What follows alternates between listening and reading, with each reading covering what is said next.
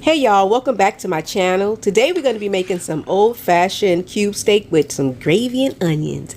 The recipe's so easy to make. It's so delicious and flavorful.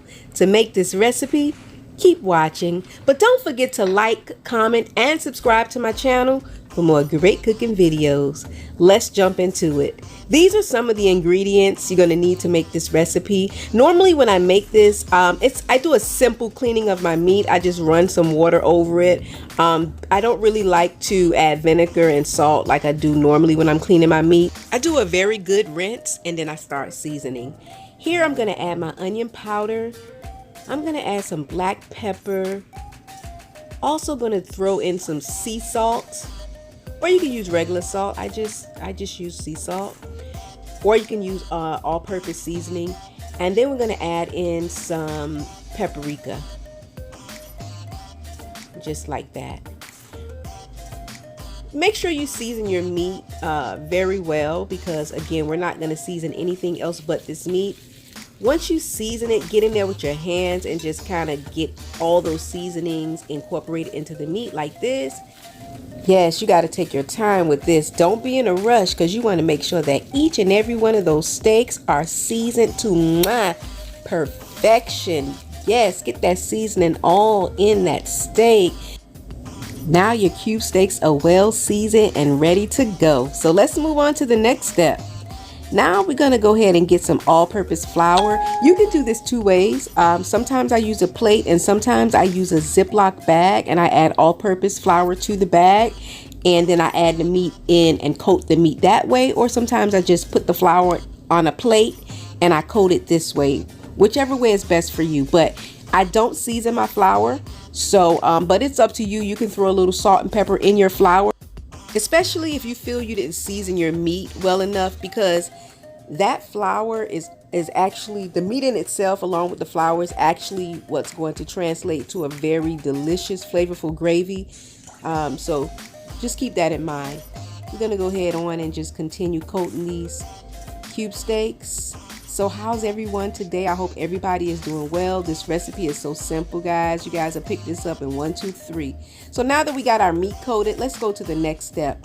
Heat some oil in a pan and we're going to give them a quick fry. Be sure not to overcook. That's very important.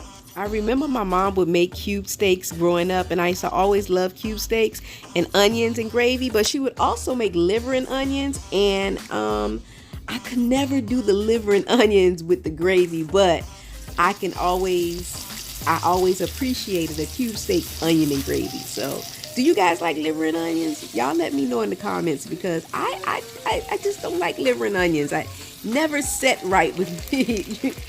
I tried it, and it's not necessarily the flavor, because the flavor is there.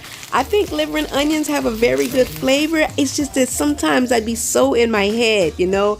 I'm so in my head. I'm thinking liver. So y'all let me know. Y'all let me know, because I know a lot of people that really love it. And my mom, she absolutely loved it too. So we're going to go ahead and continue on frying these cube steaks. We're almost finished. A few more seconds and we're good to go. Yeah, I think they're ready. Now let's move on to the next step.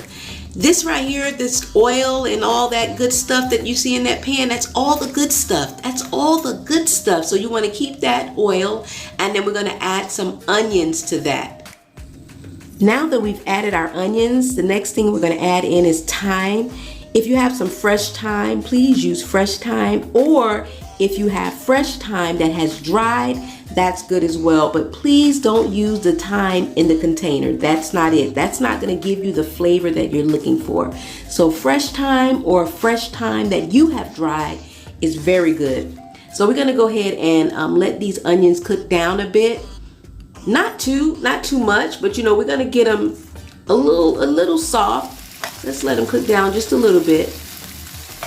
I wish your screen would scratch and smell, because it smells so good in here right now.